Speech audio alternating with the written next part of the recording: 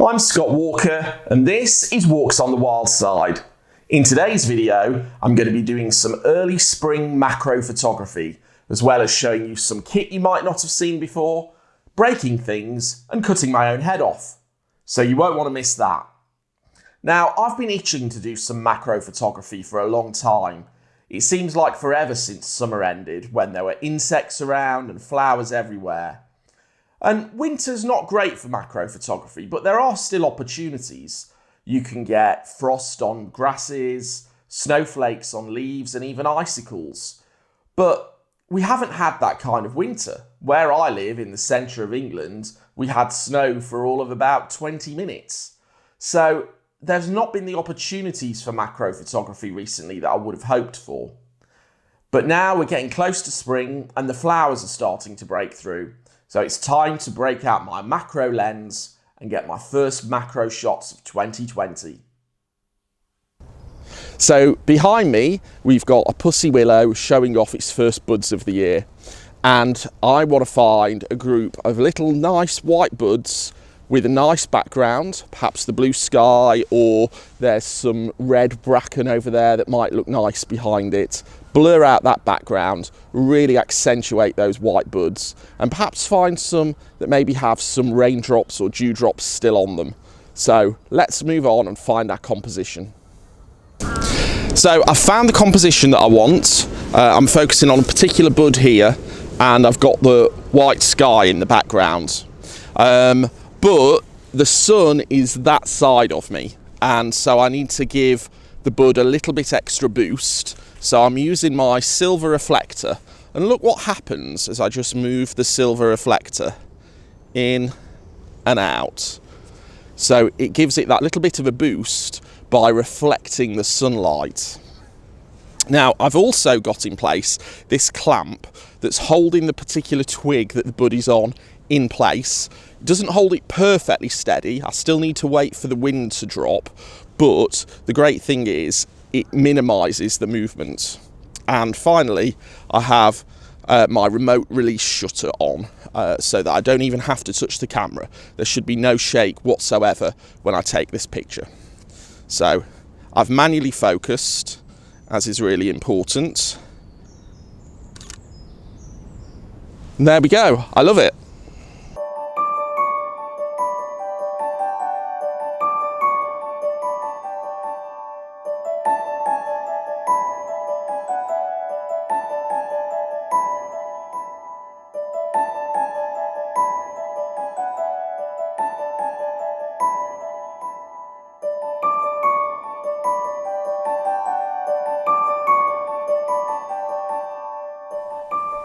So I was really pleased with that for my first macro shot of 2020. Those buds on the pussy willows are really tiny, they're just a few millimetres long. And the tool that I use to help me get in and focus so closely is my macro lens. Now, you don't need to have a macro lens to do macro photography. You can use an ordinary lens, you can also use a reversing ring, and macro extension tubes. And there's a ton of YouTube videos on those topics, so I'm not going to get into all of that detail right now. But I do want to share my thoughts with you on the lens that I use. And I use the Sony 2.8 90mm macro. It's a prime lens and it's designed for focusing at close range. So most lenses are designed for focusing at a distance. For example, if you're taking portrait shots, you're likely to be at least a couple of feet away from your subject. If you're taking landscape shots, likewise, the nearest point's only going to be a few feet away, going on into infinity. But with macro photography, you're wanting to be focusing a short distance away from the end of your lens. And that's what macro lenses are designed to do. Now, this lens is really sturdy. It's a full metal body. It's got a fantastic hood. And not only is it a great lens, but it has a really innovative focusing system. So here you see the focusing ring. And to switch between autofocus and manual focus, you simply move the focusing ring backwards and forwards. Just a little slip like that. Now, that doesn't sound like much, but actually, this is a really good innovation because you're not having to move your body much. If you're, for example, photographing an insect that might fly off at any moment, you can get in there quickly with autofocus, switch to manual focus and get precisely the kind of focus that you want without having to twist knobs on the camera or flick switches on the side. All that extra body movement might scare the insect off, and you lose valuable time in finding those buttons. So I've found this particular mechanism invaluable in my macro photography in the past. Not only though is this a great macro lens, it has excellent bokeh, which means that it's a great portrait lens too. So if you're a Sony shooter like me, I'd absolutely recommend the Sony 2.8 90mm macro. Now let's move on to our second photo of the day. Now behind me there's a flowering cherry bush, and something like this can take quite a bit of time to set up a composition. You want to look around and really find something that's got the stamens intact and all the leaves are intact, and with a bush like this quite a few of them might have flown off, and it takes time to look around all that and work the scene. So I'm going to find my composition and get back to you. So I've found a flower that I like and I'm focusing on it. I've got the clamp in place, holding it in place. It's quite windy, so I have to wait for the perfect moment. It's a little bit dark under this tree, and so I'm using my LED light panel just to give it that little bit more boost of light. But because these are white flowers against a very dark background, it's important to underexpose. So I'm down at about between 1 and 2 stops underexposed to make sure we still get that detail out in the white. Here we go. Got it on a 5-second self timer.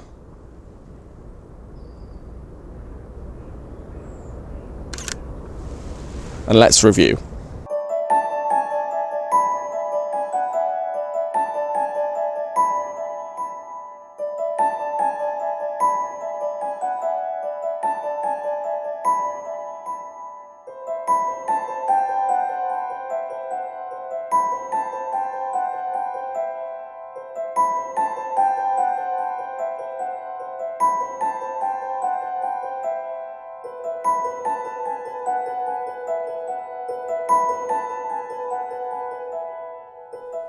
Now, after I shot that footage, I decided what I actually wanted to do was a focus stack. And the purpose behind focus stacks is to allow you to get the whole flower in focus front to back. And with macro photography, the depth of field in the shots that we take means that even at the narrowest apertures, f/22 for example, you're never going to get the whole flower in focus. So you have to use this technique called focus stacking. And what it involves is taking multiple pictures, all focused in different places around your subject, and then blended together in Photoshop or some other focus stacking software afterwards. And you pull out the sharpest bits of each picture and piece them together like a jigsaw puzzle to give one final picture. Now, the photo you just saw was a composite of 73 different photographs. And I went around the edges of the petals at different points and focused on them. And I also focused on each and every one of the stamen and stigma in order to make sure that I got the whole flower in focus in one photograph or another. Now, after having taken 73 photographs in those windy conditions, which meant I was having to pause again, start again, pause again, start again, I lost concentration and I forgot something really important. Let's go back to the field and I'll explain. So here's a bonus tip for you. As I was walking away from the last shoot, I went to pack up and I forgot that my lav mic was still attached to my vlogging camera, which is an A6400. And so the cord pulled the camera over and smashed the lens. Luckily the camera still works, but the lens I use for video doesn't, so that's going to need replacing. So the tip is, if you make videos, make sure you take off the cable from your lav mic if you're attached to it before you walk away. otherwise you're going to do some damage just like I did. So unfortunately, the rest of today's video is going to be shot on my iPhone. What an idiot. I cannot believe that I did that. But you live, you learn. It was a mistake that I'm sure I'll never make again because it's a costly one. But that's also the reason why some of the footage that you're seeing in this video is being shot here in my home. Because unfortunately, I also lost some footage in that accident. It looks like it corrupted part of the memory card. And I really didn't want to have to film it all again on the iPhone because the quality just isn't as good. So made the best of a bad situation and filmed what I absolutely needed to in the field on my iPhone. And then I've recorded some additional footage later at home. So let's move on to our next shot, in which I'm going to be using the Lensbaby Creative Filter System. So next, I'm going to take a macro shot of a snowdrop. Now, snowdrops are seen as a sign that winter is coming to an end and spring is on its way. And I'm going to be using the Lensbaby Creative Filter Kit. Now, I'm set up just down here, and I'll take you through my setup and use of those filters shortly. But I'm focused in on one of the snowdrops. So let's take that shot.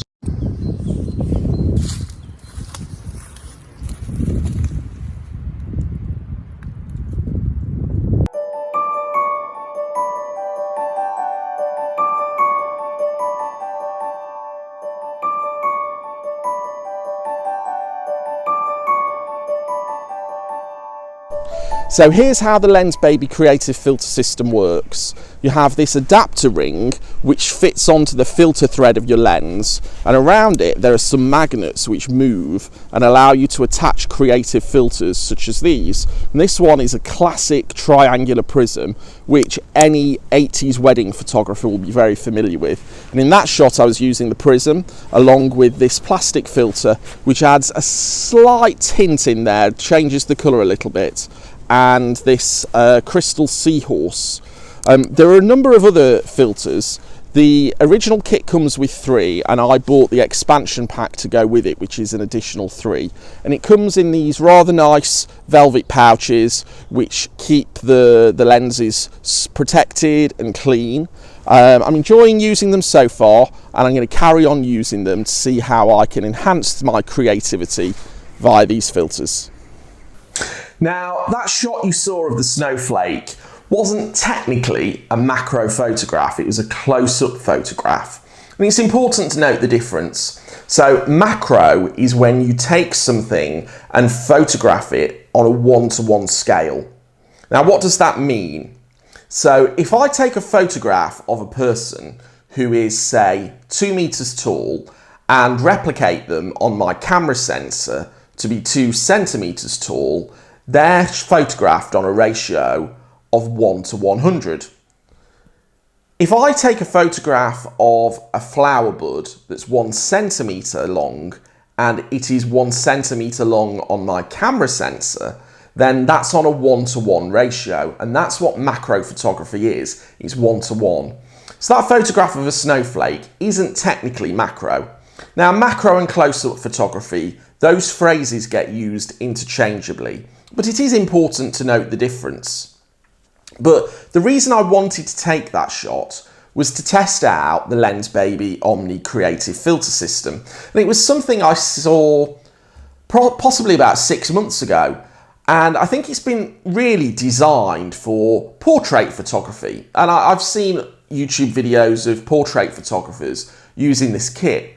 And I thought there's an opportunity here, something to do with macro photography that I might be able to get something out of. Sometimes you find a really interesting subject, but can't find an interesting background.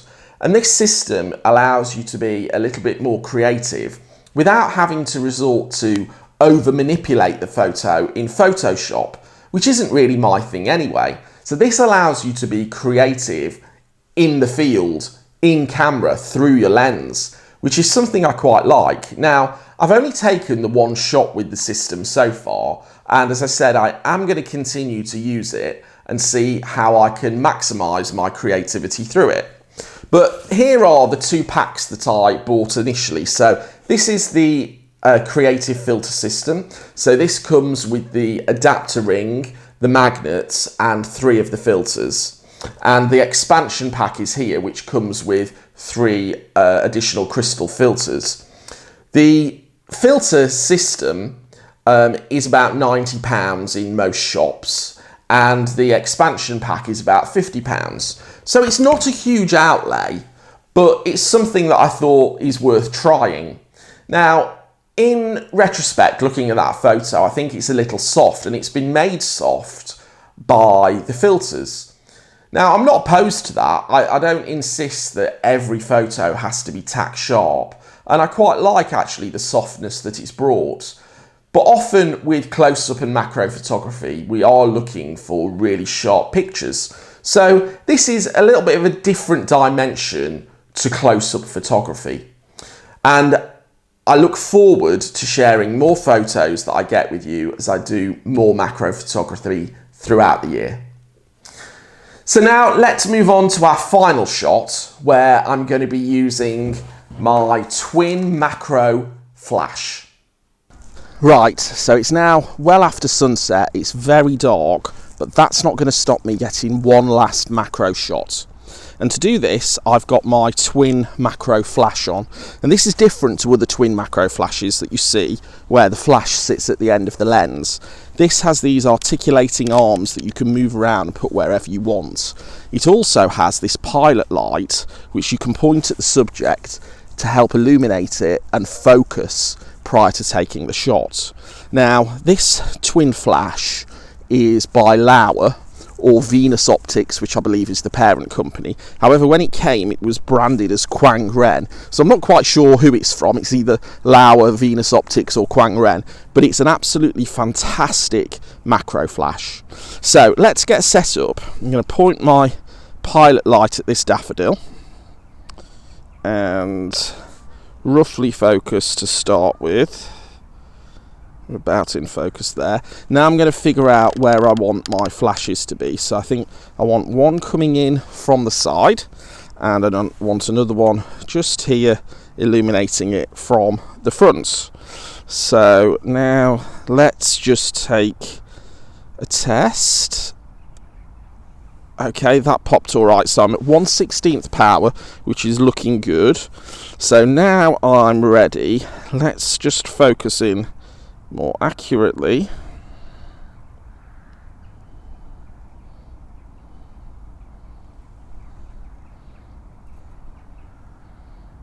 And take the shots.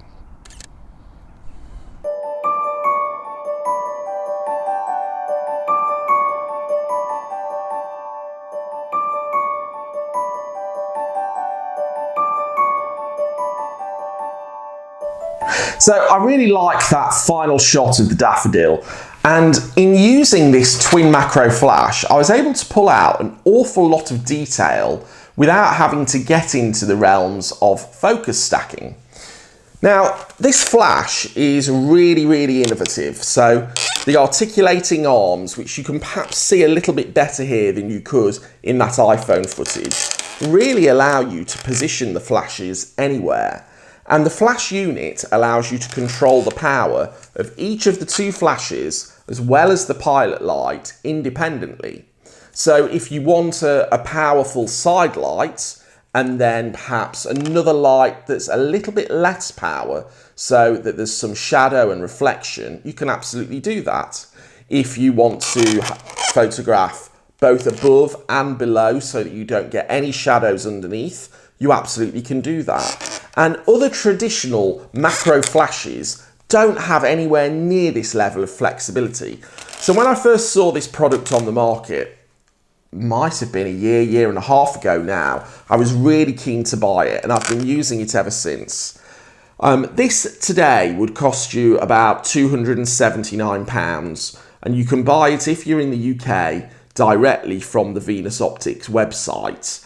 When I got my copy of it, it came branded as Kuangren, but it's absolutely the same unit that was advertised as Laowa and Venus Optics. So regardless of the branding and distribution issues and all of that kind of stuff, it really is a great unit for macro photography. So that brings us to the end of our first macro shoot of 2020. I hope you enjoyed the video and liked the photos. And if you got some value from it, or you just feel sorry for me for smashing my lens, please give me a thumbs up. Also, I really appreciate any comments that you might want to make, or if you'd like to subscribe to the channel. And that way you'll get notified of future videos that I put out. So, thanks very much for watching, and I'll see you on the next video.